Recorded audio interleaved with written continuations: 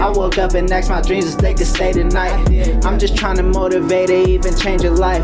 Gotta win, I ain't got too much to lose. Barely had options, I ain't had too much to choose. Too many options, we just did what we could. You know we came from the bottom, always knew that we would. Every day we keep grinding, I won't ever stop trying. Told my mama stop crying, I'll make sure that Welcome back to Imperfect on Purpose. My name is Kristen Marie, and today I'm with Coach Steve from the South Bend Washington High School. They are the 2022 3A Indiana State champions, and he's also a father, a coach, a father of 7. Sorry, let's say that. Right.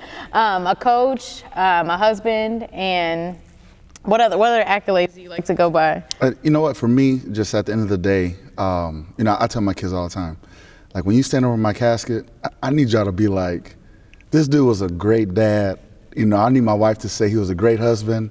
And people who knew me, I just want to know that I had served them well, So I just, want to be a great person. So that comes out in coaching, I'm a counselor here at South Bend, Washington. But that's pretty much it. I try to keep it as simple as possible. Okay. He's also the 2022 South Bend Tribune Coach of the Year. He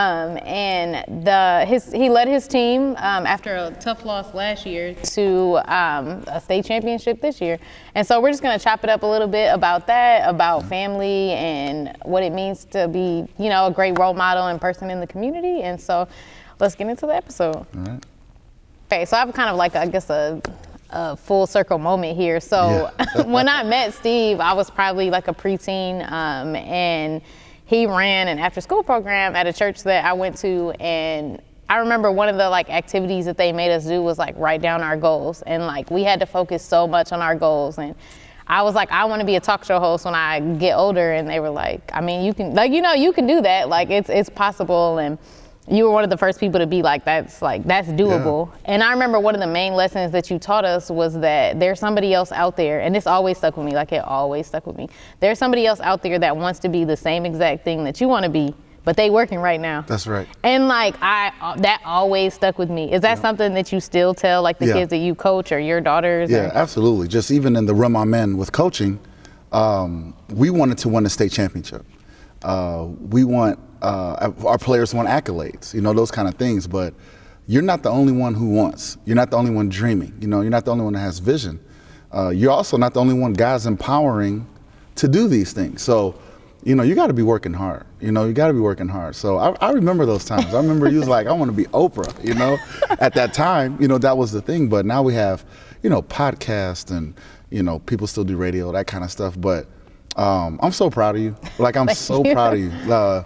Just to see you still pursuing, and I remember a lot of those things you talked about. You talked about family and doing interviews. I remember we started doing mock interviews we did. During that time, to be like, okay, this is what it could be like. And we set up in that basement, and just to see this come full circle is a real blessing to me. No, it definitely is. It means so much too for you to be, one of my first few guests, for sure. Yeah. And to even, me reach out or you reach out and we make it happen. It's just, thank you. It's an honor. So I appreciate that. Absolutely. So another thing that I remember you talking a lot with us about is how your words create your world. And that always stuck with me as well. Yeah. And so a lot of what happened with your team and the way you guys were able to make it to the championship, you guys talked a lot of talk about that happening. And so what was it like, I guess, to kind of manifest that? Yeah, it's amazing that you remember that stuff. And I speak to a lot of the youth I had during Safe Haven, and that's one of the things that comes out.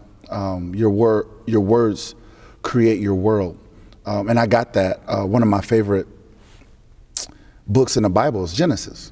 And so here God is creating everything by speaking it, and we're created in his image. So I had just always felt deep down that the way to get to what God has purposed me to do is to just keep speaking it. So you're right.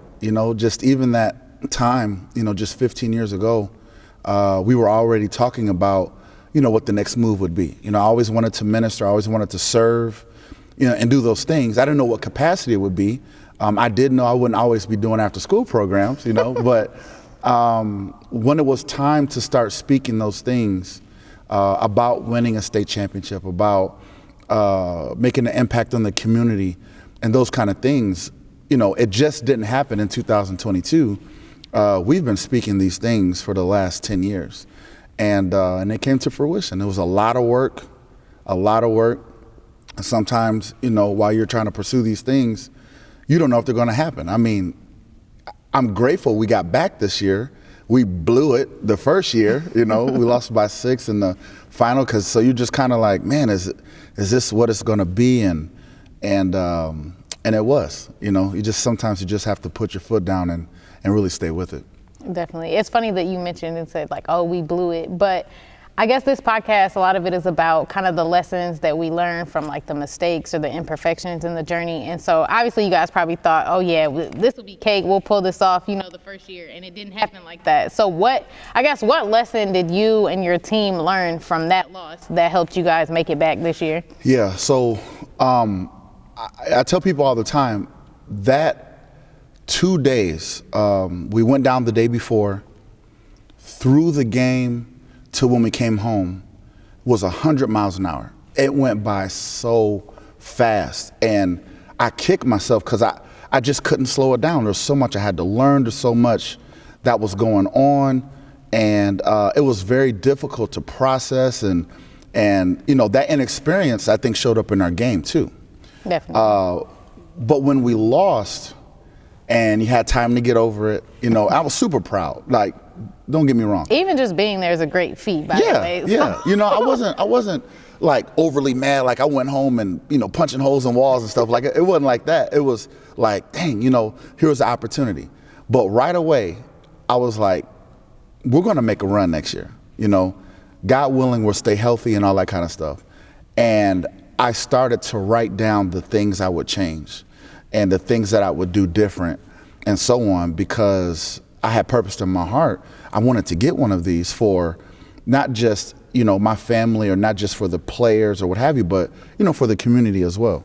So we went to work. We just started writing stuff down, start attacking those things. And, I'm a checklist guy, so there's just things we started trying to check off, and we got it together, and it really helped us moving into this year. That was a success. What were some of the things that you guys changed? So like you said, there were a few things that you were like, this has to change. What was a few of the things? Yeah. So the returners, we wanted to prepare them and be like, listen, don't be discouraged. You got to put in work and so on. One of the things we wanted to do just from a tactical standpoint with basketball is we wanted to teach our girls to compete. That was the biggest thing. Like, when we came back, we wanted to have more competitive practices. Well, we wanted to compete for everything. We didn't care if we was trying to win a piece of candy or we was trying to win a game, because we always juxtapose things with not basketball, but with life too. Mm-hmm. And if you're not competitive, it's hard to get through life. Sure. Kind of back to what we talked about earlier. Like, there's other people out there working too, and having visions and dreams and so on. So we want to be extremely competitive. Then we knew we had a lot of freshmen coming in. So it was going to be very important to get this chemistry, get it together, get everybody on the same page and be like, listen, let's not take this for granted, but let's really work hard. Let's really put in the time. And there were so many things along the way we developed, but tactically, those were the two things we wanted to do on the court. But outside of that, it's just a grind. You're thinking about it for 365 days, and you're like, okay, this is what we can do. This is the path. And so we just start working on it, just putting some plans in and just really working on just execution at that point. Definitely. It's funny too, because I feel like you guys not only just, I guess, came in like, okay, we're going to win this, but came through dominating throughout the season. Yeah. Is there a game that was your favorite or that you're like, this is the one? Like this was. There were so many. So obviously Marion is a, like they. And they beat you guys rivalry. In the main season last year. It's toss up usually. Yeah, I'll go back to Amaya and Shonda's freshman year. They put us out of the tournament, right? We thought we were going to beat them. Yes, they played really well. They kicked us. We lost. And so we had to regroup from that, So the next year, we were like, okay, we got them. and they opened up kicking our butts. We were at Marion. Yes. And so they ended up winning by double digits, and something just wasn't right, but from that point on, we got ourselves together, won sectionals last year, obviously, got a runner-up, came back this year. Amaya was hurt the first game here, and we ended up beating them by double digits, but it still wasn't sitting right. Like, I'm a competitor. Like, I don't care if there's adversity or animosity or whatever it is. Like, I want to kick you. I just want to grind you up. You know what I mean? So so we came back in sectional and we just put it together. We were playing really well, put it together. So the Marion game is always a great rivalry. The stands are packed and it's intense, and so I love that. I think a lot of us anticipated that being a better game too. I was like, everybody has to come to the Marion game. I'm telling other people, I'm like, yo, if you don't come to a game, come to this game. Right. And that second one, it didn't hit like it was supposed to. A little disappointing. Yeah, but I think it's just more of a testament to the commitment that the girls made and how our freshmen evolved throughout the year. And then also we got Amaya back. And Amaya is she's our rock. And over the years when she's not been able to play, you could just tell we're different. We're just a different team. But when she's on the court, we're just a whole nother level or two up. So we knew coming in we were getting better. And so that honestly wasn't a surprise. I felt like when we got to the tournament, I'm like, this is when we're going to really see how good we are. So, we had a 50-point blowout. We had a 30-point blowout. And then, we were up 40 at one point on Marion. And for us, it was just a celebration really of how far we had come, Definitely. So. Yeah. And even the improvement from, the beginning of the season to, later in the season. Not many teams get the opportunity to get defeated by a team and then, I guess, quote unquote, get your lick back. Yeah. How, I guess, did that feel, just especially after you kind of manifested and talked it up on social media? I know, right? We're going to run it back this year. And that was literally the theme for the year was run it back. Yeah. And I don't know if you just meant like literally just going back to the championship or if you meant run it back with the same team, but that's exactly what happened was you guys got to play the same team. So the hashtag run it back thing, it's loaded because I was trying to think of a thing for the year. And real short story. I remember when I grew up, I had to go to the park to play. And there's a mix of, teenagers, older guys, and what have you, right? So I used to go with a group of friends who were my age, 17, 18 years old or whatever. And there would always be these old heads on the court, right? And, they're 30, 35, 40, always talking crazy. But when you're young, you could just hop on the court and just go, I'd run up, dunking, you're just ready to go. So we would play them. And inevitably, most of the time, we would beat them. We beat them. If we're going to 15, it'll be 15 to 10 or whatever. And so they would always be like, I'm stiff, or they getting warmed up or whatever. So when we win, we we won. And they be like, nah, young boy, whatever, run it back. Run it back, and get to kicking us, right? And we dang, they hitting threes from everywhere. And so they I kind of took that. Bones. Yeah. And then they talking crazy, right? So anyway, I wanted to take that same spirit, we're not gonna be down. We're just getting warmed up. We're just getting going. And so I was like, run it back, And now, when I talked to Coach Shane after the runner-up loss, he was like, hey, don't worry. You guys are super talented. You guys will be back. We were both confident that's where we'll go. He, on the other hand, had lost a lot of talent and didn't really know. So as the tournament went, we started kind of looking out of the side eye and being like, okay, they're still winning, And we got to semi-state, and I remember we were at LaPorte, and someone tapped me on my shoulder. And kind of unanimously, people were like, Silver Creek won, right? And I'm like, what? Like we're gonna actually get a chance to run it back. So one thing I knew was there had never been a repeat state championship game in 3A. So there's never been an opportunity to even do that. So this was the first one. Oh, that's so awesome. We were excited about it. I'm sure people thought too, at least I thought, I was like, oh, they're playing the same team. It's gonna be good, And right. then yeah, you get there, and I don't know if you want to tell the story of kind of what happened when y'all got there. Yeah. But listen, it was, we have been playing so well, and we were feeling so good about what we're doing. Like even I had always envisioned that practice week being super intense, getting after it. You know what? Actually, we took an extra day off. The day we came back, we played games. Like, I just wanted to be as relaxed as we could. And I knew we had put in the work to show up on that stage and do what we did. I didn't know it'd be like that. I don't think anybody Oh, could have no, what? anticipated that. And we knew they were a tough team, you know, but when we showed this year when we're clicking, we felt like we could beat anybody in the state. We feel like we can compete with anybody in the country. And so it was one of those games. So we were up 19-10 after that first quarter, right? Was it 10? It felt like. We ran off over 30 points straight from that second quarter. So it was like everything was going in. Everything we had been talking about was popping. Monique Mitchell's hitting threes. Raya Wilson's hitting threes. Mila's hitting threes. Amaya's hitting her mid-range.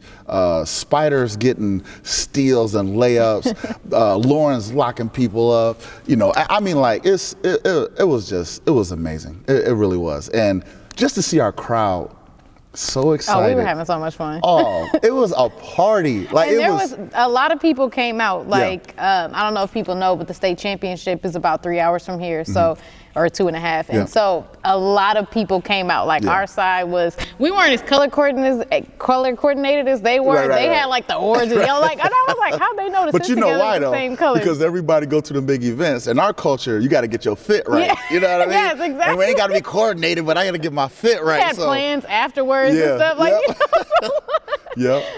But no, there was a lot of people there. And so it might not have been the competitive game that we thought it was going to be, but it was so fun just to watch you guys, like just to see you guys, I guess, get the fruits of your labor. Like, because I think most of us knew how hard you guys had worked, and a lot of us came to pretty much the full season of games. And so like I saw, you know, the evolution from the beginning of the season to the end. And so it felt amazing to like actually be able to watch y'all, like, you know, win that. Like, you all deserved it. You deserved it as a coach. The players worked so hard. Like, so I think even probably the other team was like, they deserve this. Like, you know, clearly they came in here and blew us out. Right. No, so, for sure. You're right. Like, it was, anytime, that's what sports is supposed to do. We know there's entertainment value in what we do, you know, and our girls own that too, right? The chest bumping, high fiving, talking crazy, like they get it, you know, and that's what we want to serve our community. We wanted that weekend for everybody to go to work all week and be talking about that game, and knowing no matter how your week went, you were going to come to see the South Bend Washington Panthers come put it on this team from down south, you know what I mean? Definitely. And I enjoy having an opportunity to do that and serve my community in that way. So for sure, I was getting text messages like throughout the game. The game's not even over. People are like, "Dang!" They're like, you know, congratulations, because clearly y'all won. How much were y'all up at half? It was like 30 something. We ended up winning by 58. You know, I got a story real quick. So, like you're talking about, people were texting you during, like, you know, like in the second quarter, you could tell it was over, right? My wife, who is Marcy Reynolds, who's an assistant coach with me as well, we'll be married 20 years, May 25th. Okay. And I'm sure we'll talk about, you know, her later. But when I turned towards her as the girls were walking out in the second quarter. It's only 19-10, but she's crying. So I'm like, what's going on? She was like, we about to win. Like, it's over. And she was already in her heart, like, celebrating. So there was so many things like that, like, going on where we were like in the Matrix. Like, everything was slowed down. It was just beautiful. It was really fun to watch. And I think one other thing you manifested was, I guess you talked before the game about how you were going to do an air guitar with the trophy. So you knew, you just felt it like, this is happening, and that's exactly what I'm going to do when I get the trophy. And you did. Yeah. And it was in the South Bend Tribune. So last year, I saw them running on the court, right? And they piled on each other. They got up and they handed them the trophy, the state championship trophy. And it was like 2 girls had to pick it up. And so I'm like, you know, well, that looks heavy. You know, like, I'm not gonna get to carry it. This, you know, like. The winning one is very huge compared to the runner. Yes. So I said, man, when I get it, I'm air guitaring that thing. I don't care. Like I said at 365, you know, like 365 days ago, like that's what I'm gonna do. Man, I got up and I remember walking out, I had it, and I got everybody up. You remember, I used to watch In Living Color, and the DJs be like, you coming to my concert, you know? So anyway, I just felt like, man, this is my moment, so yeah. No, for sure. I'm glad that it all worked out like that too. Thank you. So basketball is kind of like a family affair for you guys. You talked about your wife Marcy is the assistant coach with you. What does basketball mean to like you guys as a family, and what role does everybody kind of play? Well, so as a father, I want to give back to my family, you know, in some way. And I got married when I was 22 years old, and we started having children when I was 23. So as a young guy, there was only really 3 things I could do. I could preach, I could play the drums, and I could play basketball. So I'm like, at the end of the day, those things are gonna help me make money. And if I wanna be with my family, I'm gonna bring them along the journey. And if I can teach them one of them and give something to them, why not give them something I can do? So if I was a doctor, they would have been in the office with me, you know what I mean? If I was a car salesman, they probably would know how to drive when they was 12 years old, you know what I mean? But I play basketball, I play sports, you know? So I just started giving that gift to them, you know? And it started young.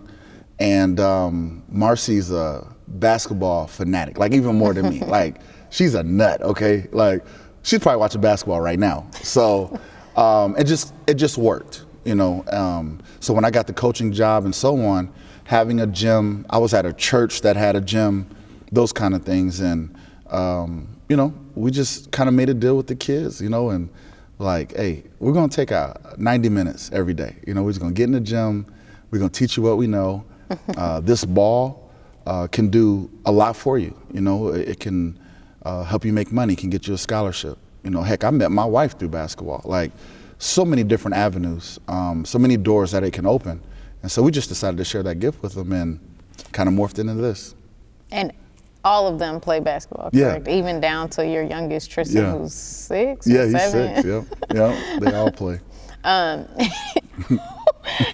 At one of the games, he like came up, I think it was maybe semi-state at LaPorte, or I don't know. It was one of the like away games, or like towards the end of the tournament. He came up to me like during the game, and he's like, "What? When does like the basketball start back up?" Because him and my son played on the same rec basketball team, and so like he's like, "When does basketball start back up?" And I'm like, it might have already started, but like I don't want to say like actually you missed the season. So like he gonna get all worked up right now. He probably start crying and everything. So I'm like, it might have already started. I don't know, like you know. And so he went up to Marcy mid-game, and he's like, basically like Brayson's mom said that basketball is starting. Can you sign me up? And I'm like, oh. Right, during the game. Yeah, during the game, and I'm like, don't. So then like he came back, and he's like, she said she doesn't know, and I'm like, why'd you tell her in the middle of the game, like you know, and you like. Don't care. So then I'm like, well, even if basketball's over, like you could join our soccer team. And he's like, soccer? Like, he's like, are you out of your mind? Like, I'm not playing soccer. Right. So then he went, I was like, don't tell your mom right now. Because I could tell he was going to go, like, be like, yeah, I could be on their soccer team too. Yeah, no, that's Tristan for you. This is the kid, when I take Steven to the gym, sometimes I'll be trying to sneak out because I just want to work him out. And I'm come back home, he mad. You know, he crying, why didn't you take me? And I was like, you asleep, you know, you should have woke me up, you know, that kind of stuff. So, yeah, the bug has bit him, for sure. Oh, yeah, definitely. What role, I guess, did Marcy play in, as not just the assistant coach, but I heard that she was like more of like a team mom, or like a mom to. Yeah, Marcy, so, you know, like I said, I'll be married 20 years with her, and on May 25th this year. She's not like me. She's very behind the scenes, does not want to be out in front, and she's just a servant at heart. So whatever needs to be done, that's what she does. and there's a lot of things that need to be done, you know? And so people appreciate her because she's no nonsense. She's gonna tell you the truth. I mean, you know, you spend time with Sapien, right? Like, she's gonna let you know what it is, how she feels, and it's going to feel bad when she tells you, but it's something you will appreciate once you look back, you know? And that's why she's like a mother to the girls who have come through the program over the years. Even so much that I like to feel like, you know, I've served the girls well and all that kind of stuff. But when our girls leave our program and they're a year or 2 or 3 into adult life, and maybe some of them have gotten married or start having children, they don't call me, they call Marcy, you know what I mean? And so it's amazing just to see, even when the girls who leave our program leave, they connect back with her, and she's a part of their lives. So, and then even this year, she just cooks for them. Yeah, I heard her fettuccine Alfredo was, everybody been talking about it. Legendary, okay? Like legendary. So she's just an awesome woman in that way. You know? I love that. So you took a player, I think last year, that had never played basketball in her life, and kind of, I guess, turned that around and made sure she got a college offer. And what was that process like? So Franny, I would, Franny Galicia, all right, such a sweetheart. She's a gentle giant, right? This girl's like 6'4", super athletic, right? And she'd be walking through the hall, super meek, super mild, right? Just wouldn't notice her unless, you know, but she's 6'4", you know? So she would walk past me, I'd be like, girl, you gotta come to practice, you know? And I, you know, always play around, and this would go on for months. So one day during the season, she said, you know, Coach, comes up to me, I barely hear her. She's standing right next to me. Coach, can I still come to practice? And I'm like, yeah, you know, like, because I always told her, I'll teach you how to play basketball. I said, you give me a couple years, let's just see what happens, right? So I didn't know she was in the band. She played the flute. Oh. So she quit band, got her stuff in order, got her physical, got everything. Shows up at practice and just start working and just start getting better. I mean, this girl couldn't catch, almost didn't know her left from right. Like, you know. Had never probably played a sport or touched the ball in her life, yeah. But she just had a gift. So, man, we put the pedal to the metal. Like, I'd work with her 3 days a week. I'd go to, during COVID, I'd go to her house and go back there on the rim and work on her footwork. And her mom would make like tacos and stuff. Oh my God. This lady, okay, anyway, that's a whole other thing. But so she would feed me. That was my payoff for working with her daughter. She would feed me. I couldn't work with your daughter, right? So she had me over there all the time, right? So, but anyway. He'd be like, hey, you need to put in some more work. What? Then her mom would be like, I got tacos. No, listen, it got to the point her mom was calling me. She was like, you know, I got some tacos. like, okay, well, it's time to work out, you know? So, but anyway, long story short, she ended up contributing in a major way just in 2 years, and got a couple baskets in that state runner-up game, was really efficient and really helped us during the year. Just seeing her grow, even as a woman. Like, here's a young lady who was so reserved. It was hard for her to go out in public. It was very difficult to handle certain social environments, but she just blossomed. Like, she just opened up. And, you know, to this day, you know, she'll stop me and her mom, and they just thank Marcy and I just for what, you know, we had helped do in her life, you know, and end up getting a scholarship offer to play at a school in Michigan. And yeah, so she's just, it's just one of the greatest stories of my coaching career. Definitely. Oh, I love that. Yeah. So with 3 top-ranked daughters right now, and hopefully a prospect son coming in as well, you could possibly, I guess, compare yourself to maybe one of the other like sports dads that we know. Right. So like, if you had to pick between, I guess, so Venus and Serena's father, Richard, LeVar Ball, who, you know, is all, let's say King Richard is more so the, hey, we're gonna put this work in type, or I'm gonna show you guys something and you'll be able to, you know, kind of grow with it. Yeah. Or LeVar Ball, who's really like, a talker, but he might be onto something. He could possibly, potentially, maybe next year have 3 sons in the NBA, like he said. Or maybe Dell Curry, who's kind of just like my kid. You know, I'm put my kids around the game. If they pick it up, they do. If not, you know, oh well. Who would you pick to compare yourself to? Oh man, that's a good question. Let me put it this way. So I used to watch these cartoons where they have the angel on the shoulder and you have the devil on the other shoulder. Right? So I got LeVar Ball over here, right? He's like, yeah, you know, you a bad boy, you know, all this and that, and you know, and I try to keep him quiet, like keep him under wraps, you know. But you know, at the end of the day, the thing about with Mr. Williams and Mr. Ball or whatever, like we actually try not to put basketball in the forefront. And I'm not saying they did, but you use basketball as a vehicle, you know. But at the end of the day, I've prided myself more on the caretaker of my children's souls. And so right now, you know what keeps me up at night is the privacy they have on their phones and social media and how they're going to navigate being at school and relationships with the boys that like them and, you know, that kind of stuff. Like, that drives me. That's what wakes me up at night. You know, I want basketball just to be fun. Mm-hmm. And now you know, but what happened was they started getting really good. And then these rankings start coming out. And I'm like, oh my God. Like, so, you know, and we engage, you know, like I understand how good that is for the basketball program, how good it is for a community, for a school, and so on.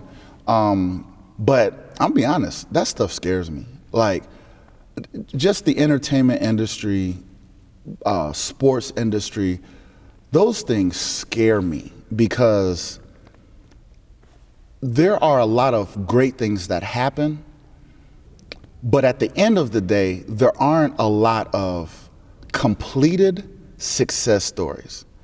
So what I mean by that is, if you don't know how to manage the money will manage you, you know? If you don't know how to manage the fame will manage you. So you see time and time again, sports heroes, entertainment industry, moguls and so on, child prodigies. Man, they're 10, 20, 30 years away from having very similar stories. And a lot of times those industries will use you, and next thing you know, you're done, you know? And to be quite honest, it's something I wrestle with all the time, but I don't want that for my children. I don't want them to be Britney Spears and some of these stars who have ended up dying in bathtubs, like literally, No, you know, or pain addiction because they can't handle. It scares them. It's hard for me to even talk about. But I know that fame is coming. I know locally we're, you know, somewhat celebrities, that kind of thing. But maybe because one of the reasons it hasn't really taken off is because, I'll be honest, I don't want it to. Like, it scares me to death.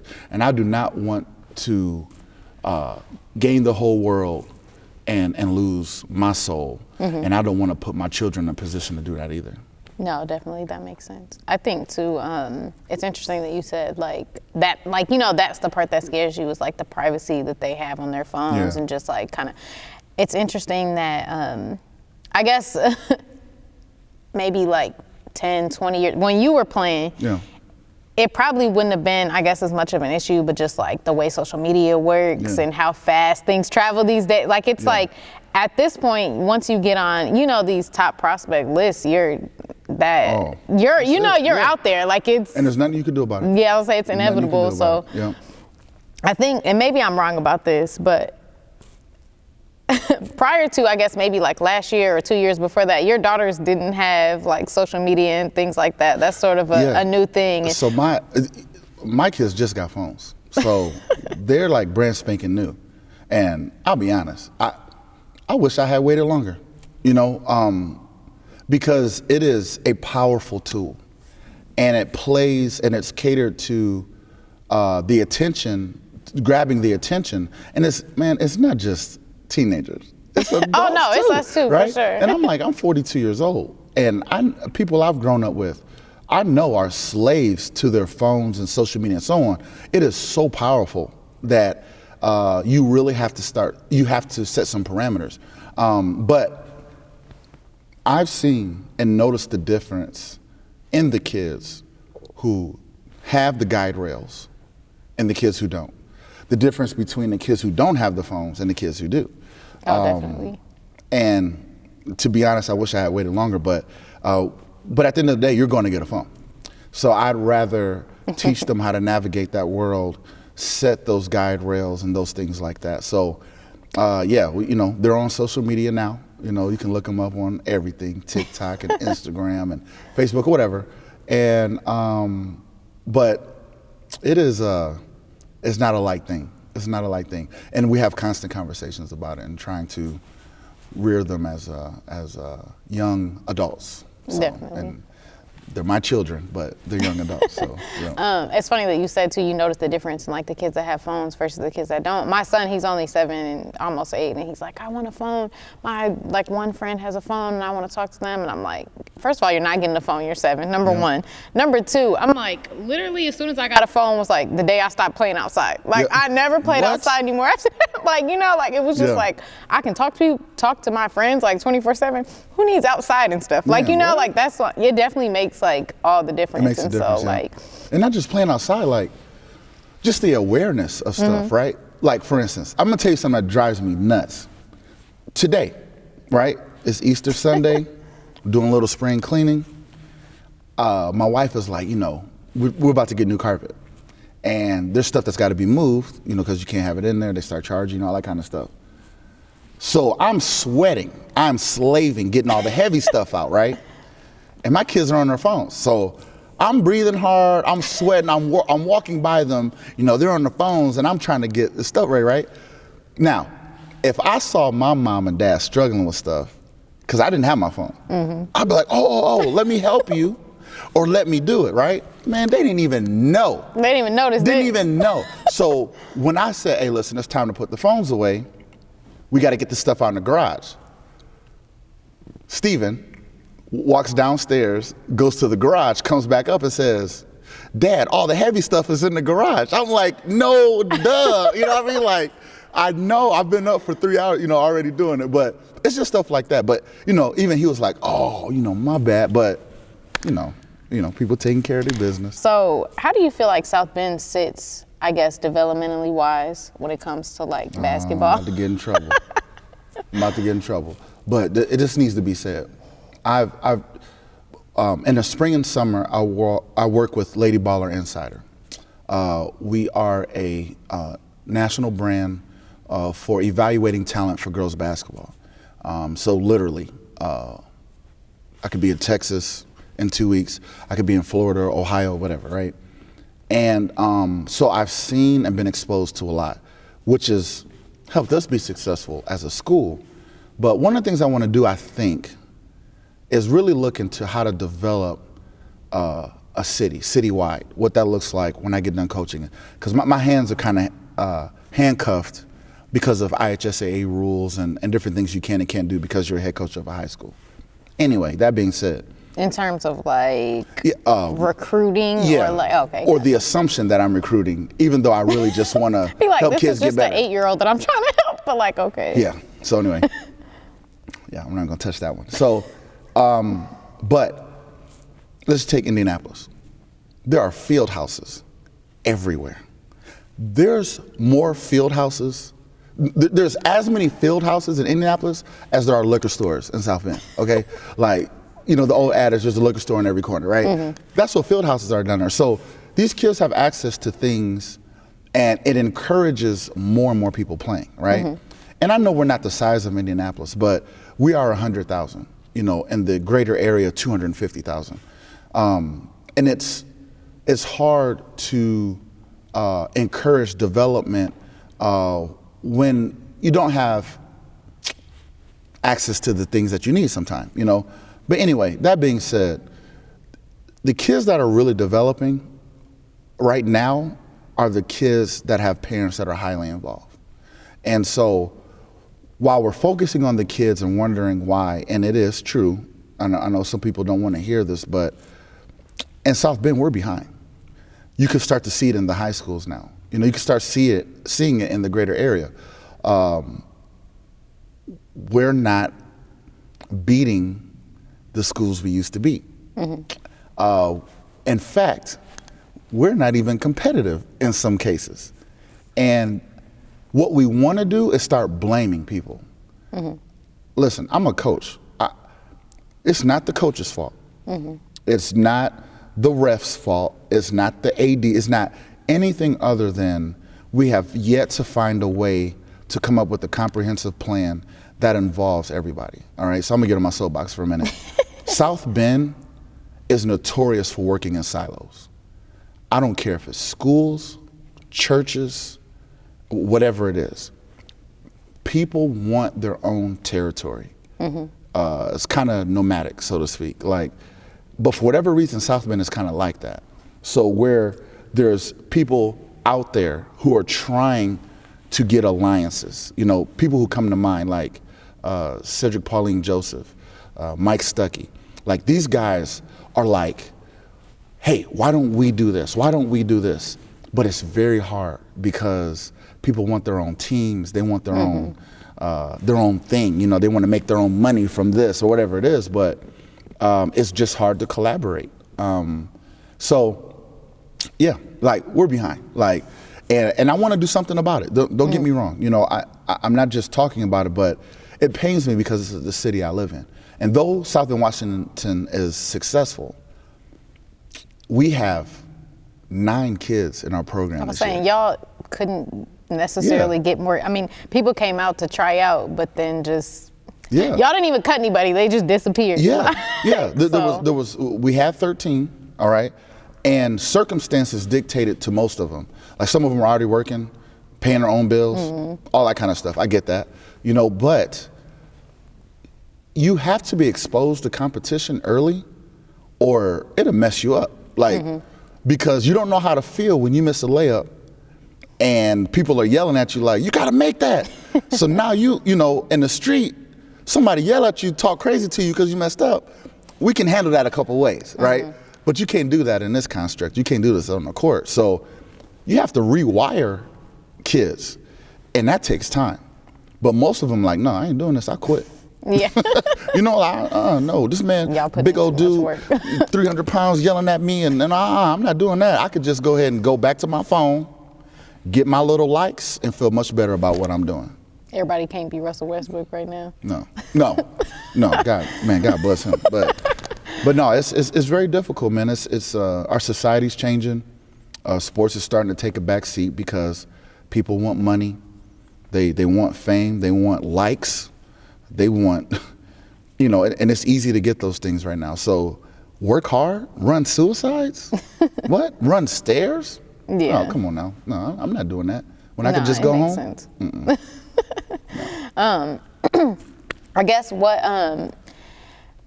advice would you have for parents that are, I guess, just starting out, maybe with the younger kids and putting them in AAU or starting in rec ball?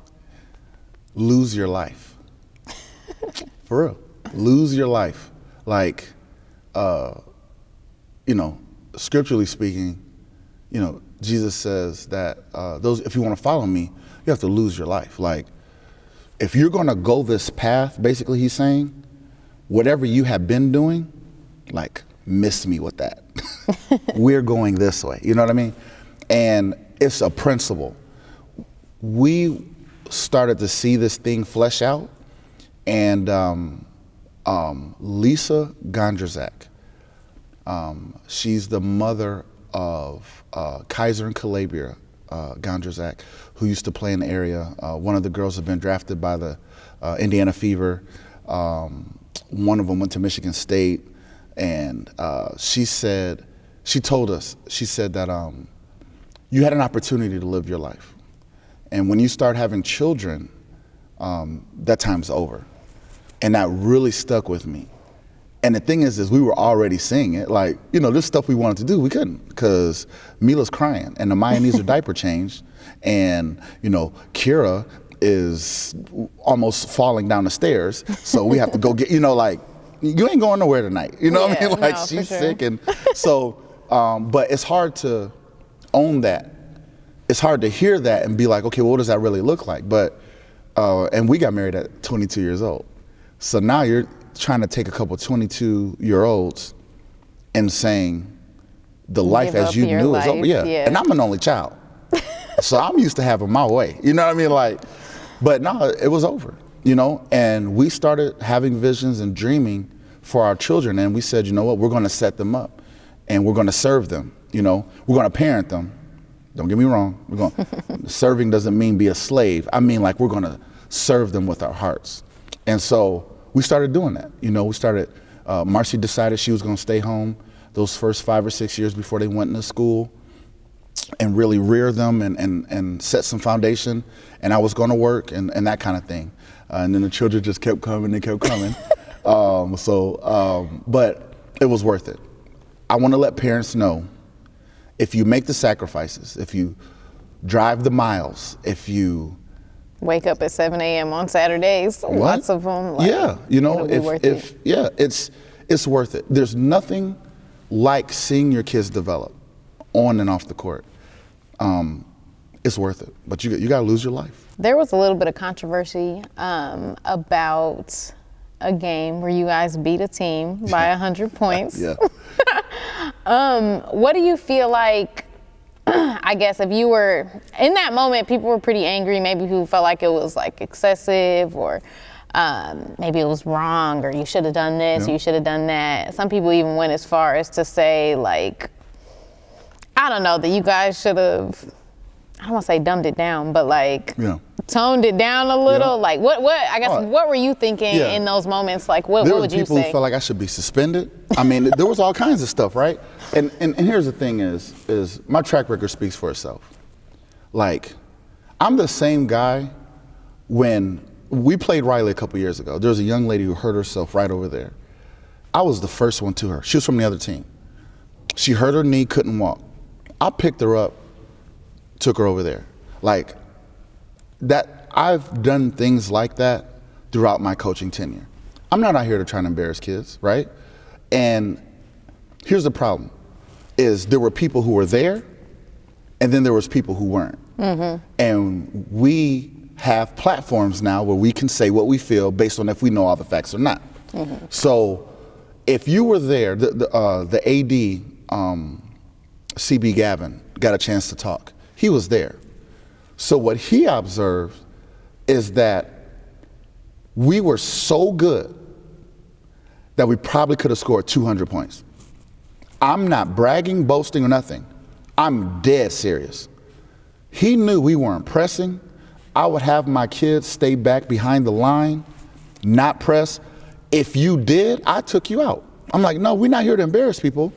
But one thing I'm not going to do is have 9 kids who've been working their butts off, and when they're wide open to get a basket, be like, no, bring it back out. I'm not doing that. That's not how I flow. I know I got parents in the stands who have been taking those kids all over the country with, you know, spending hundreds of dollars every weekend. And so we took parameters to make sure that we pulled back, and we won 110-10. But I promise you, in that moment, they knew we were showing them mercy, and that's the goal. Mm-hmm. Are you going to show people mercy who, by your own will, by your own choice? And we did. They learned that, and everybody knows who was there. That beating them by only 100, we were still showing them mercy. It just looked ugly. It you know, but it wasn't. If you were there, you were like, oh, okay, that's cool right there. You No, know, for sure. They ain't tripping. You know what I mean? One time, we would put them back. They took the ball out right here, had them stand right here. And I said, hey, hands up, right? The girl threw the ball right to us. Just threw it. So it hit her chest, she caught it, and then went and scored a layup. What do you want me to do? You know? So, No, definitely. No, we yeah, that's what that is. Do you feel like part of the problem with that was kind of like the concept of like everybody wins, like, you know, that everybody wins mentality? Do you feel like everybody gets a trophy? Yeah, that part kind of thing. people were trying to push that sort of narrative on it. Yeah, and I understand it. I get it, right? I want little Johnny to get something for his efforts. That's cool. You know what I mean? But we're in high school. This is a competition. And if we keep dumbing it down, who's going to be inspired to keep the level up? That's what I think. What I was hoping is that those girls we were playing would be like, I want to be like them. Like, they cold. Like, they good. Coach, what we got to do to be like that? Not, I'm scared of them. I don't want to play. Like, who does that? And where does that work, right? You have a podcast, Imperfect on Purpose, right? When you look on the iTunes or the podcast thing, there's other podcasts. You don't look at them and be like, look at all their they've views. been here 8 years. Look how many views they got. Whatever. I ain't doing it, right? No, you got to be like, oh, let me put my little first episode on here. Let me put my little description on here, and let me start working with this, right? Yeah. Man, what? So what are we teaching our kids, you know? What I've learned too is that when somebody's like better than you at something, instead of like, you know, hating or like, you know, being mad about it, what you do is you take a piece of like what they're doing and put your own little twist on it and like literally do your own thing. Like, you know, like create your own opportunity to be better than that, honestly. Yeah, that's how we got where we got. I was, when my kids were younger, I was in the gym with kids who were better than them. And the goal was to catch them. Okay, she next. We want to be as good as her. Give us about 6 weeks. 6 weeks, boom, call her. Who next? Oh, she killing. Who's this new girl? Her? Okay, give us about a year on this one because she cold, right? And then you know what we did? We started talking to the people who were at where we were at. The Gondrazics, Mo Scott, who helped really spur on Skylar Diggins. Like, we didn't look at Skylar and be like, oh, we can't do that. You know, I was like, man, you know, who worked with her? So we found out her story. We talked to Mo. We talked to his wife. We talked to the people who trained her, and we heard the stories, and we didn't get jealous. We was like, oh, this was going. Y'all got inspired. Man, what? Inspired by people who were doing what we wanted to do at a higher level than we were at that time. So, yeah.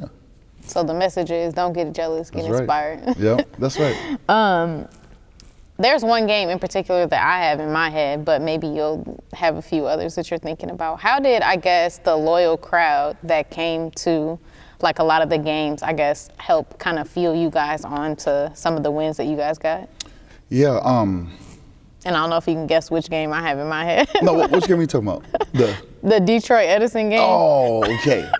So I came to that game. And Yeah. So, okay, let's just talk about Detroit. Michigan takes as much pride in their basketball as Indiana does. And I will always say this. We are Indiana born, Michigan raised. Because my kids play for AAU teams out of Michigan crossover. And great organization. Went to Western Michigan I went to Western Michigan. You know, I cut my teeth up there, all that kind of stuff. And so it was really a homecoming for us. But the crowd, I mean, good old, you know, black and brown everywhere, right? Great atmosphere, people talking crazy, but it was fun, right? And it was us against them. And we had just a little section of like people, and they had the rest of the gym. Yeah, and like, but you wouldn't know. Nah, we were y'all so was loud. Rowdy.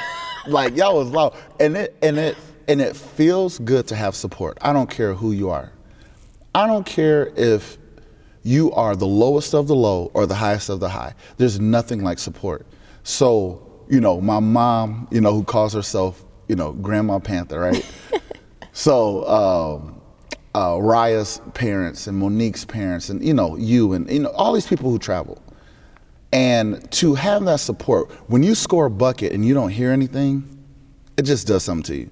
But when you score and somebody's going crazy, like, there's nothing like it, you know? So, yeah, it's just a wonderful feeling to have a core group of supporters and just to see them from game to game, no matter if we travel 3.5 hours to where we were, or you're at home.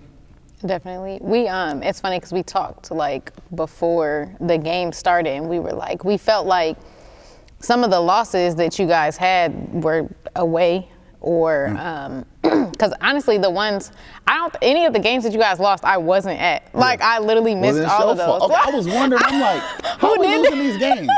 Okay, you didn't come. Okay, I get it. That literally must be it, because Right. I'm telling you, I literally was at none of them. And like most of them were away. I feel like maybe minus the La Lumiere one, which that's a different. another story. Yeah. But the other ones were away. So like Homestead, I watched on TV. And then the Lawrence. we lost to North Central. Okay, yeah, North Central. I watched that one through Awani's like Facebook Live. So like I'm like, I forgot what I was doing like all the times, but like I couldn't go to the games, and like I watched them, like, and you guys end up losing those games, and I felt like a lot of it was that like home crowd like spirit wasn't there. Yeah. And I'm like, you guys sometimes would get defeated before the like last buzzer because like, you know, like it feels different, because when you come to these games, you see how the crowd is, especially the home crowd. Like it was a different type of energy. So like you could tell that like you guys would sometimes get defeated before like that final buzzer. So I was like, listen, y'all, we have to be loud like we are at home. And, you know, like basically let them know like we're here. And I feel like it made like a huge difference in at least the Detroit Edison game for sure. Number one, it's just hard to travel. You know, it's hard to get off a bus after traveling 2.5 hours and play a game. It's hard. But we can flip that. The La Lumiere game at home. You know, we hadn't lost here in 2 years. And that student section, I'm just coaching, I'm not even playing. They were annoying. Like, they were so loud. I remember after the game calling. You talking about their student section, Their right? student section. See, I missed that game too. Yeah, see, but they end up beating us, right, at home. But I told Garland, because we talk after the games, Garland Hudson is our athletic director. And I took a deep breath. He said, what's up, man? I said, man, that felt like a road game. We're in our building. And I think people, it was Saturday. They're kind of getting ready. It was, the weather was bad. They were kind of getting ready for the state championship run. And, you know, we just came off of beating Crown Point. So it was an easy game to miss. Man, we felt it, though. We felt it. We was like, dang. They hit a couple shots. I didn't even know we was at home. Like, it does make a difference. It does. Definitely. It's funny because like I could tell, like I was like, I feel like and a lot of I feel like maybe you guys had like a lot of games like home this season too. And you know, sectionals was here. I feel like that, not that you guys didn't beat the brakes off Dane or everybody during sectionals, but like I still feel like it made, you know, like a big difference to have it here. And that was the first time I've been here for a sectional, I think, ever maybe. So your oldest, Mila, kind of created her own like legacy of accolades while she was at Washington. I mean, I personally, and maybe some other people could vouch as well, feel like she did win South Bend Tribune's Player of the Year. Right. But there were a few other, I think, awards that she possibly could have taken home. Yeah. So maybe the NIC MVP by chance, or Miss Basketball. And I mean, maybe this is just my personal preference, but I feel like somebody dropped the ball on those, and I don't understand, I guess, how she didn't get those with the long list of accolades. And I toiled with it. I remember sitting in the car after the NIC meeting just to kind of compose myself for about 15 minutes. I just felt like we should have racked up some awards, including Coach of the Year. You know, I'll put it out there. But I will say this, I understand. And here's what I understand. When you're voting for MVP, all right, for instance, most valuable player, you can make a number of inferences because, for instance, if I said MOP, most outstanding player, now Mila in conference play had averaged over 30 points a game, double-digit rebounds. She had an all-time conference season. Is she the most valuable? Well, it depends on what level you want to go on. So Kelly Radigan, who is deserving of winning an MVP, she is deserving, don't get me wrong. And on this level, where you're trying to compete in your conference, you are right. Without her, they would not even be competitive. I get it. That makes her extremely valuable on this level. But to me, when you're saying, okay, why was South Bend, Washington unbeatable on this level? Well, it's because there's somebody 6'3" out there shooting threes, intimidating the other team, mid-range, post, scored 48 points in a game. Like, she's the reason why we're unbeatable. So what level you want to do the MVP on? You know what I mean? So to me, I get it. I understand. She's deserving of it. And maybe there's need to be, if we really want to not, we're always going to have things that we don't agree with and so on. But there's a lot of gray area. There's a lot of gray area. And I'm not taking anything from Kelly Radigan. Do I think Mila deserved it? Yes. But do I think Kelly Radigan deserved it? Yes, I do. And that's the way it went. The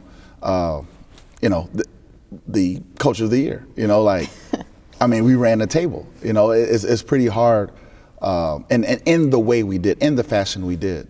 But I'll be honest, I think people were a little chafed by us scoring 100 points on a couple NIC teams and so on. And I didn't mean any disrespect at all. We have played a certain way all year. We didn't change because we played Riley or St. Joe or whoever, or Marion.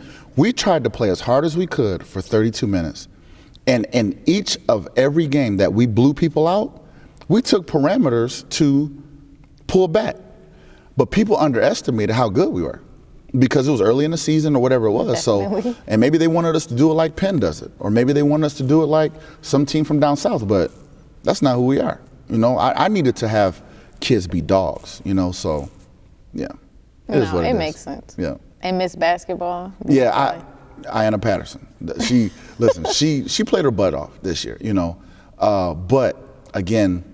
And she didn't have the game that she probably wanted to have against you guys. Yeah. But they did pull off the win that game because I wasn't there. Yeah. So. But look, again, if you look at head-to-head against the other candidates, Mila's teams won out. We lost one game that year to Ayanna. The career stats, you could argue Mila pound for pound had the best career stats. She won the state championship. I mean, there's a lot of things you can point to, but again, I understand why Ayanna won. She's going to UConn. She had a fabulous year. Had a really good year. She's a really good player and so on. But I don't get too worked up over those things. But yeah, could Mila have won those things? Absolutely. And we'll just have to take solace from that. So. What advice did you give her after, I guess she found out each of those instances that maybe she didn't win? Look, she was pissed, okay?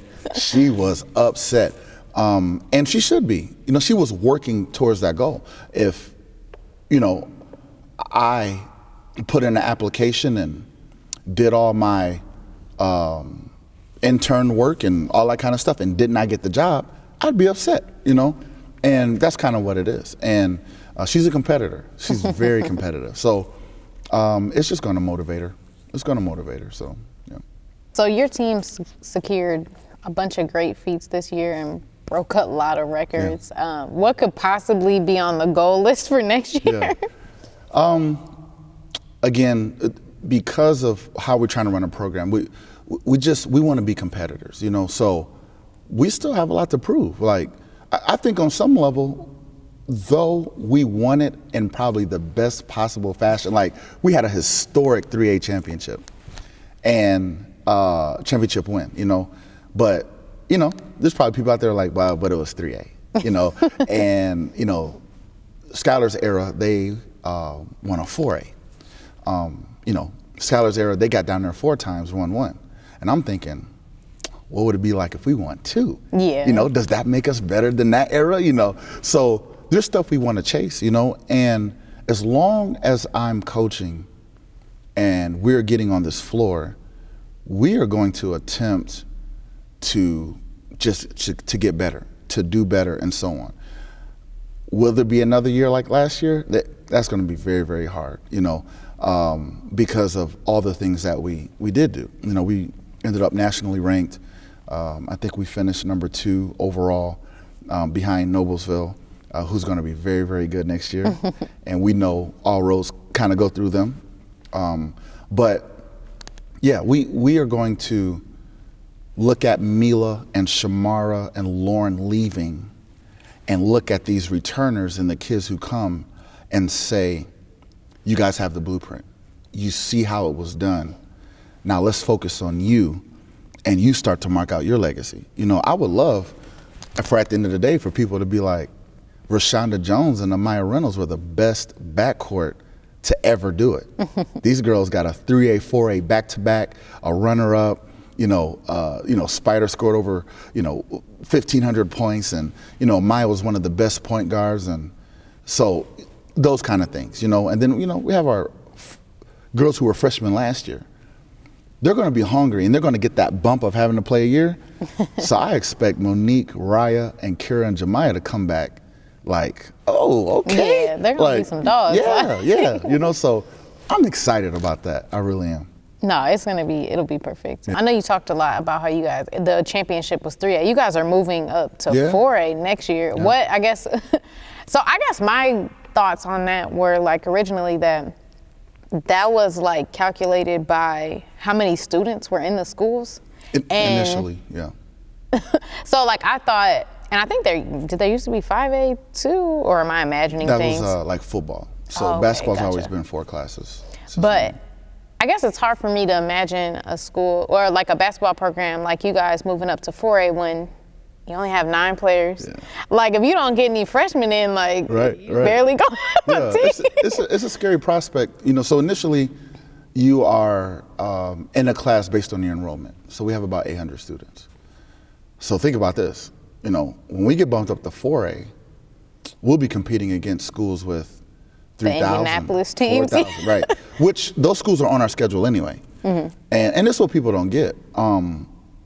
With the school of 800, it's not just there's only 800. It's our demographic, and according to your demographic, certain kids play certain sports and certain kids don't. Anyway.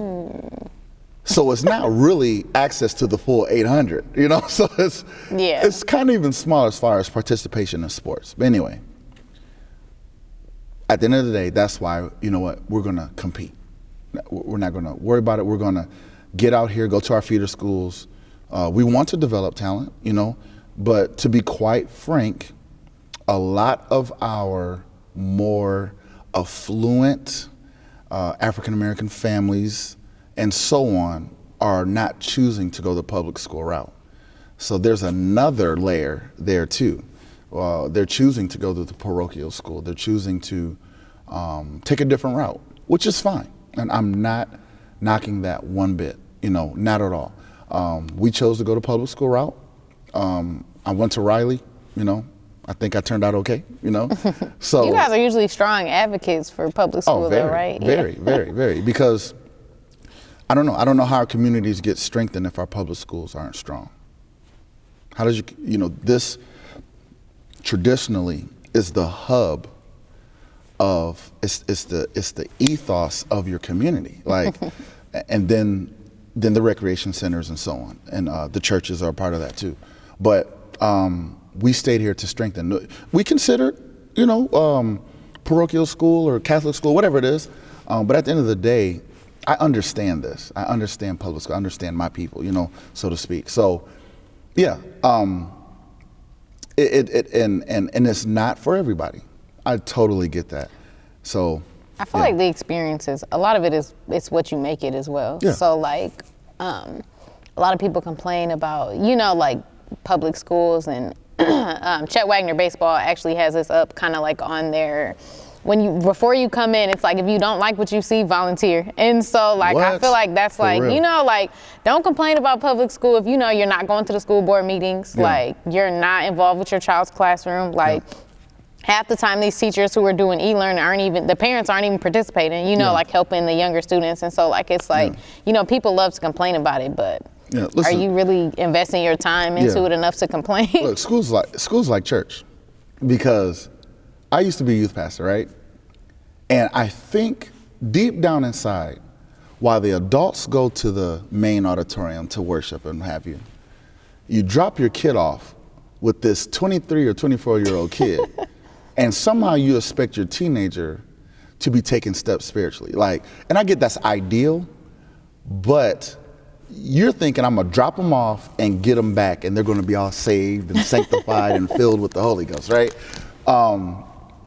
But you also know deep down, the Bible study you have with your children or the time you spend talking about your faith and exemplifying your faith is way more impactful than what some 25 or 30-year-old guy can give your kid in an hour, you know? But it's kind of like school. I tell people who come here to public school, you can't be a lazy parent. You can't be a lazy parent. There's a lot of corners. There's a lot of corners physically, and there's a lot of corners social media. There's a lot of corners for kids to get around. But you have to be on your stuff as a parent. You cannot be lazy. You know, you can't just drop your kid off at public school and be like, oh, you're gonna be all right. Nah. This is everything they need to know in life. You'll learn it in school when that's not the case at all. But you know what's crazy too? It's not just public school. It's just different kinds of corners in your Catholic schools and your parochial schools and so on. You know, sin is sin. You know, sin is sin. Some of it is more egregious than others, and some of it is hidden better than others. But it's everywhere, and it's got to be dealt with. So, yeah. I agree. What is the best advice that a coach has ever given you?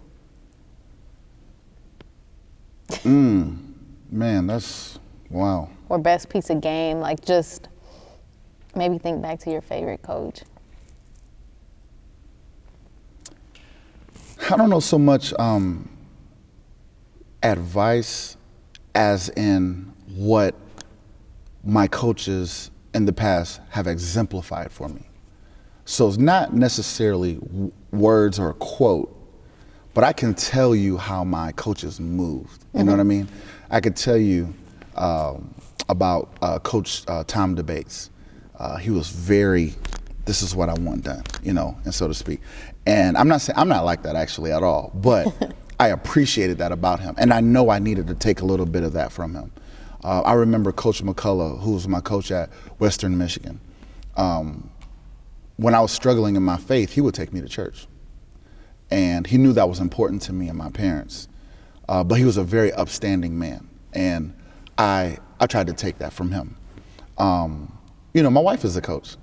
I watch how she flows, you know, and even my coaching staff. My coaching staff is very diverse, like not just in color, but like they're just diverse people as people. And I take from each of them. Coach Eddie is super cool. Everything gonna be okay. Everything's laid back. My wife is more high strung. Like, you better stay on top of these kids, blah, blah, you know. And then, you know, Coach Karras is very observant.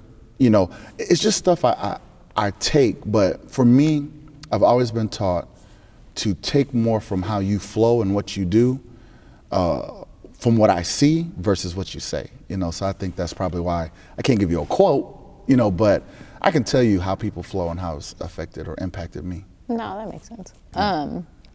I guess if you could give 30 seconds worth of game to anybody listening to this right now, what would you say? Man. Whether basketball, life, marriage advice, just... Yeah, for me, I want to be great at what I've been given. So I don't really chase anything, you know, and I know people want to chase that bag or chase whatever, you know, but I want to take what's right in front of me, what God has given me, and hone that. And for me, He's given me, first, I think the greatest gift I've been given is my wife. So for me, I need to take care of her and take care of that in that relationship and be the best husband to her I can be. I remember my first 2 or 3 years were really, really rocky in my marriage, really rocky. I'm coming out of just being a spoiled little brat, and Marcy's trying to adjust to culture, and we're just trying to adjust to each other, this whole two become one thing. And man, I remember praying one time and I'm upset. She said something to me, I said something to her, things we don't, you know, want to say to each other.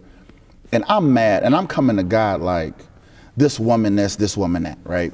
This woman you gave me, right?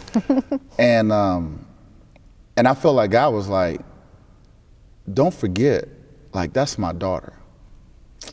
Man, that tore me up. Like, I hear my professing my love for God and everything he's given me and whatever. And how I felt like he put it to me was like, this is my daughter. She was my daughter before she was your wife. Man, I'm not gonna lie. Like, that moment changed everything for me, everything, and how I saw her and so on. So that gift gave me more gifts. So I have 7 children.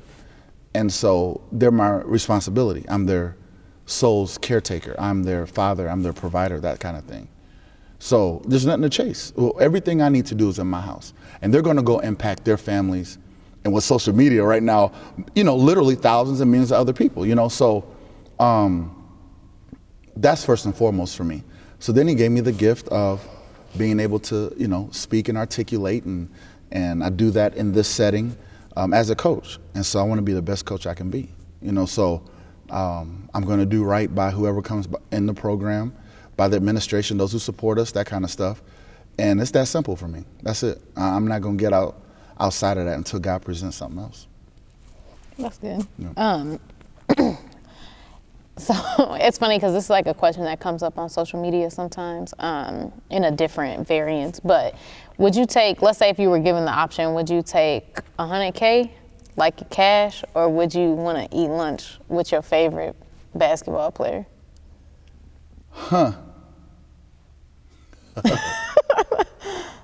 Man. Like a long lunch, like, a lunch full of wisdom and like opportunity and. Or $100K? Yeah. That answer seems obvious. I mean, $100K is $100K. But it's like if I talk to the right person and they set me on the right path, that can lead to much more than what $100K could bring me. So I think I'm going with the conversation. Who would you have your conversation with? Can I pick 2? Yeah, I'll give you 2. It would be either Magic Johnson or Shaquille O'Neal. I've appreciated how they've gone about their business outside of the sport. You know what I mean? It would be one of those 2, for sure, yeah. And then me and you had kind of a conversation in the summer about like more, I guess, marketing for the team. And I threw out the idea of like, oh, you guys need to get on TikTok or find some way to like, kind of like document this journey, like people are interested in this, and you agreed, and you guys came out with the documentary. Can you tell us a little bit, I guess, about the documentary and what that process was like? Yeah. So we're up on our social media, you can follow us on Twitter and Facebook, that kind of thing, to keep up with the girls. But there's some things that just kind of taken off. I have been talking to Mikhail Cooper with Just Visuals Media, and I had been telling them for about 6 or 7 years, like, man, this time's come, I'm telling you. When my girls get there, we're going to get some kids in the area, and we're going to win state championships. I'm telling you, I'm telling you. And he'd be like, yeah, And, every year it seemed like we would meet somewhere and have that conversation. So last year we made the run, had a conversation. I said, listen, man, this is going to be a great year to come on. Like, you want to buy stock right now, I'm telling you, And he was like, all right. So it got going. And I'm glad it started when it did, because he's become better as in what he does in his industry, and I've become better at what I do, So he captured the entire year this year, right? Like the entire year. So I'm going to be able to look back here in some months and just relive this thing all over again. And this dude is cold. Like, he is a bad boy. And he's done some really good work. I've got a chance to see some things. And so, Panthers, Pride of the West Side is what it's going to be called. We're in a position right now where we're going to be pitching it to some pretty high profile streaming services and so on. And so we don't know where this thing is going, but it's going way beyond what we thought it would. It could be like the next like Hoosiers or Glory Road or something. One of those like sports stories you like watch with your family and know, and the next Rudy or something. There's going to be good stuff. No, that's it. And the preview, the trailer was like, it was great, and I'm like, man, this is gonna be fire. I'm like, hopefully we make it in the shot or something. Right. I'm like, I was at all the games. No, but I'm excited for it, and I'm excited for you guys, and I'm happy that y'all took the opportunity to kind of tell the story, because it's, man, what about next year if y'all make a run back? Are you gonna? I don't know. So I was with Mikhail yesterday, and he kind of said, you know, like what are we gonna do next year type thing. So, you know, we haven't really thought about it. Obviously, we're so focused on this project right now, but you know, it may be a one-time deal. It just kind of depends on how the community and, you know, the country maybe, you know, responds to it. Maybe the world. I don't know. But right now, we're focusing on finishing this up.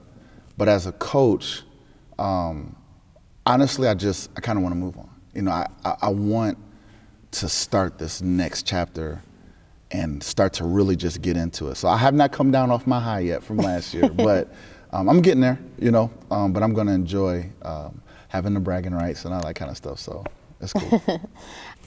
So right now you currently have, technically before the school year ends, 3 daughters enrolled in high school here and all play basketball underneath you as their coach. I'm sure that was like an awesome feeling. Yeah, absolutely. And then you have a son coming next year, and then you have 2 other daughters. How long do you think you'll stay here and coach? Like, are you going to stay for the younger? Yeah, that's the plan. You know, I had somebody come up to me just periodically. It seems like about once a week now, where people are like, I heard you was going to Maryland, or why you leaving? Like, just flat out, why you leaving? And I'm like, I ain't going nowhere. Like, you know, and to be honest, man, I don't talk to a lot of people. Like, me and my wife have a really good relationship. And so she's my sounding board for a lot of stuff. So a lot of things people hear are just not coming from me, you know? So the plan is to stay. I want to win another state championship.